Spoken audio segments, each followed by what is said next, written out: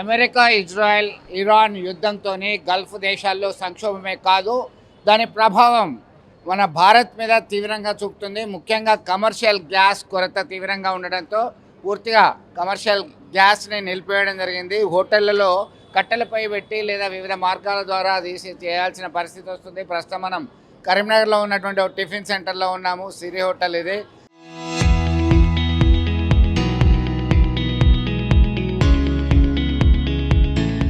Gas కొరత కారణంగా సాంబార్ చేయడం లేదు, దయచేసి అందరూ సహకరించగలరు అంటూ ఈ హోటల్ నిర్వాహకులు ఇక్కడ ఒక బోర్డు సైతం పెట్టడం జరిగింది. దీనికి సంబంధించి అయితే ఒక ఉదయం నుంచి దాదాపు 11:30-12 గంటల వరకు హోటల్ అత్యంత రద్దీగా ఉండేటువంటిది. కరీంనగర్ విద్యానగర్ ప్రాంతంలో ఉన్నాం. ప్రస్తుతం మనం చూస్తున్నాం ఇదంతా కూడా. దీనికి సంబంధించి అయితే ఎప్పుడు కూడా నీట్గా ఉండేది, మరి కట్టెల పొయ్యి మీద చేస్తున్నారు. దానికి సంబంధించి ఎట్లా ఉన్నది, ఆ పరిస్థితి ఏంటి, ఆ కట్టెల పొయ్యి పరిస్థితి, దానికి సంబంధించి గ్యాస్ కొరత ఎట్లా ఉంది అనేటువంటి కోణంలో మనం ఆలోచిద్దాం. ఇక్కడ ఎప్పుడైనా ఇక్కడే చేసేవాళ్ళు దోశ, ఇడ్లీ, సాంబార్ అన్నీ కూడా చేసేవాళ్ళు. సాంబార్ ఇప్పుడు ఇవ్వట్లేదు, కొన్ని పదార్థాలు వాడట్లేదు, ఇవ్వట్లేదు. గ్యాస్ కొరత తీవ్రంగా వేధిస్తుందని చెప్పి ఆందోళన చెందుతున్నటువంటి పరిస్థితి మనం గమనించవచ్చు. ఇదంతా కూడా పొగ దూరిపోయింది. అంటే ఈ పొగ లోపలికి రాకుండా ఉండడానికి ఇక్కడ ఒక కూలర్ కూడా, జంబో కూలర్ ఏర్పాటు చేశారు. ఈ జంబో కూలర్ ఏర్పాటు చేసి నిర్వహిస్తున్నటువంటి పరిస్థితి మనం గమనించవచ్చు. ఇదంతా కూడా ఈ కట్టెలు అంటే ప్రత్యామ్నాయ మార్గాలు ఏంటంటే కట్టెలు వాడుతున్నారు. కట్టెలు వాడడం వల్లనే ఇది చేయాల్సినటువంటి పరిస్థితి ఉంది. కేవలం అక్కడ టైల్ కూడా పగిలిపోయింది. మొత్తం ఇట్లా చూస్తున్నాం. ఇదంతా కూడా కట్టెల పొయ్యితోని మళ్ళీ ఎగ్జాస్టెడ్ ఫ్యాన్ అక్కడ కొత్తగా పెట్టాల్సినటువంటి పరిస్థితి. ఇది సైతం ఇడ్లీకి సైతం ఈ కట్టెల పొయ్యిని ఆశ్రయించడం జరిగింది. మొత్తం మీద బొగ్గుకు ఒకవైపు బొగ్గు, మరొక వైపు కట్టెలకి డిమాండ్ వచ్చింది. దీనికి సంబంధించి అయితే ఆల్టర్నేటివ్ మార్గాల్ని అనుసరిస్తున్నారు. కాకపోతే గతంలో ఉన్నటువంటి పరిస్థితికి ఇప్పటికీ చాలా తేడా అనుభవిస్తున్నారు. ఇదంతా కూడా వీళ్ళకి ఆరోగ్య పరిస్థితి ఎట్లా ఉన్నది, కళ్ళకి ఏమైనా ఇబ్బంది అవుతుందా, కట్టెలు ఎక్కడ తెస్తున్నారు, ఎట్లా తెస్తున్నారు చెప్దాం మనం. ఏంటి అసలు గ్యాస్ కొరత ఉందా మీకు?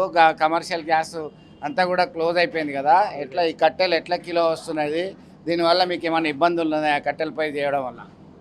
ఇప్పుడు కట్టెలు మనకు మార్కెట్లో 900-1000 రూపాయలు తీసుకుంటారు క్వింటల్కు, ప్లస్ ట్రాన్స్పోర్టేషన్ క్వింటల్కు 200 రూపాయలు ట్రాన్స్పోర్టేషన్. అప్రాక్సిమేట్లీ 1000 రూపాయలు 1100 కట్టెలకు అవుతున్నాయి.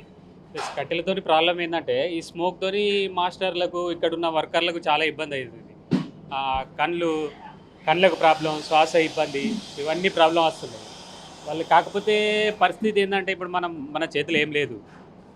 ఆడ ఉన్న వాస్తవాన్ని మనకు కూడా తెలుసు, ఆడ యుద్ధం జరుగుతుందని. కానీ కమర్షియల్ గ్యాసులు మాకు మామూలుగా 3 ఇచ్చే కాడ కనీసం 1 ఇచ్చినా కానీ ఏదో నడిపించుకుంటాం, హోటల్ బంద్ చేయకుండా నడిపించుకుంటాం. మేము ఇప్పుడు ఏంటంటే మా మెనూ చాలా పెద్దగా ఉండే, 4 ఐటెంలతో హోటల్ నడిపిస్తున్నాం.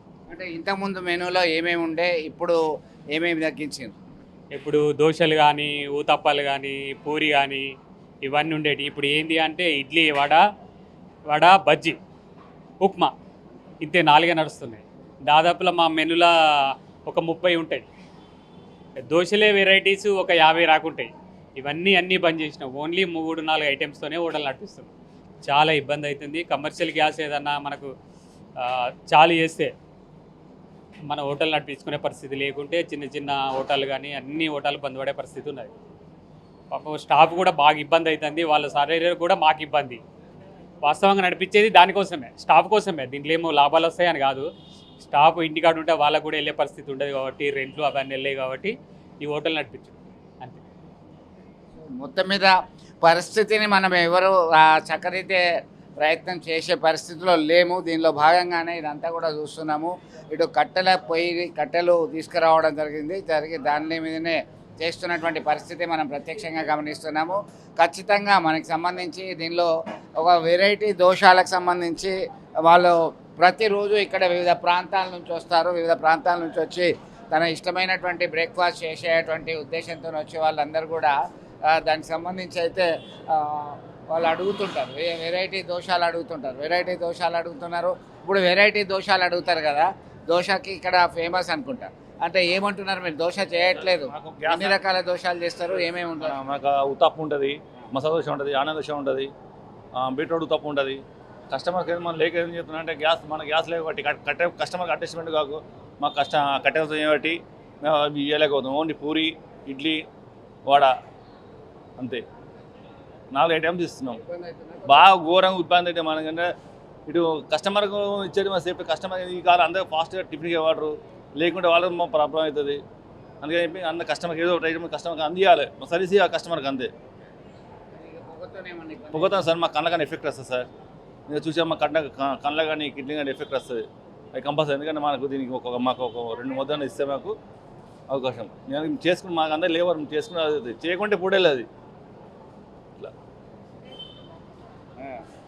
ఇట్లా ఏంటి దగడ వస్తుందా ఏమైతుంది ఏమైతలేదు అంటే వేడి ఉందా కొంచెం అక్కడ అంటే ఇంతకుముందు ఏమో స్టవ్ తో ఇబ్బంది ఎక్కువ ఉంది.